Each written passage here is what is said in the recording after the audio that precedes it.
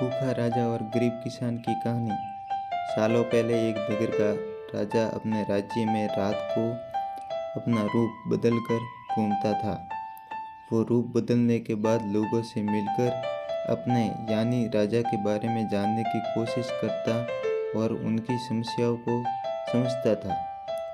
एक रात जब वह नगर घूमकर आया तो अचानक जोर से बारिश होने लगी। उसने देर किए बिना एक गरीब के घर का दरवाज़ा खटखटाया। राजा के दरवाज़ा खटखटाने के बाद घर से एक व्यक्ति निकला। वह एक गरीब किसान था जो अपनी पत्नी और बच्चों के साथ रहता था। बारिश तेज थी तो किसान ने राजा को अंदर आने के लिए कहा।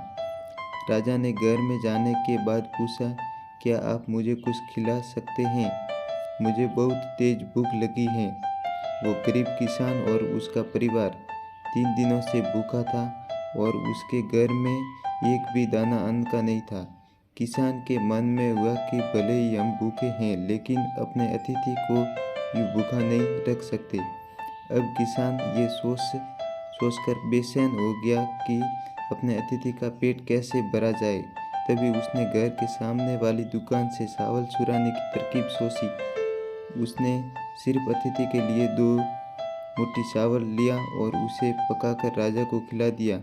तब तक बारिश रुक गई थी और राजा अपने घर चला गया। दूसरे दिन दुकान का मालिक अनाज की चोरी की शिकायत लेकर राजा के पास पहुंचा। राजा ने दुकान के मालिक और उस गरीब किसान को अपनी सभा में प्रस्तुत होने का आदेश दिया। सबसे पहले सभा में पहुंचे किसान ने राजा के सामने जाकर अपनी चोरी का इल्ज़ाम कबूल कर लिया और बीती हुई रात की पूरी बात राजा को बता दी। किसान राजा से कहता है कि मैंने चोरी की लेकिन मेरे परिवार ने उस अनाज का एक निवाला भी नहीं खाया। गरीब किसान की बातें सुनकर राजा बहुत दुखी हुआ और उसने किसान को बताया कि अतिथि के रूप में मैं सवेरे तुम्हारे घर आया था।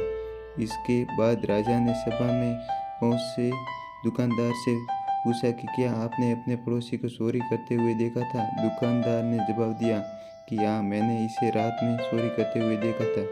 दुकानदार की बात सुनने के बाद राजा कहता है कि इस चोरी के लिए मैं पहले जिम्मेदार हूँ और फिर दूसरा तुम हो, क्योंकि तुमने अपने पड़ोसी को अनाज की चोरी करते हुए देखा मगर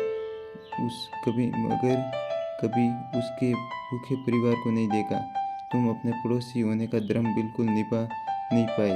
इतना कहने के बाद राजा ने दुकानदार को सभा से जाने के लिए कह दिया और किसान की अतिथि निष्ठा भाव को देख कर उसे एक जार सोने के सिक्के इनाम के रूप में दे दिया। कहानी से सीख, अगर कोई आसपास रहने वाले मुसीबत में है तो हमें उनकी मदद करनी चाहिए। धन्यवाद।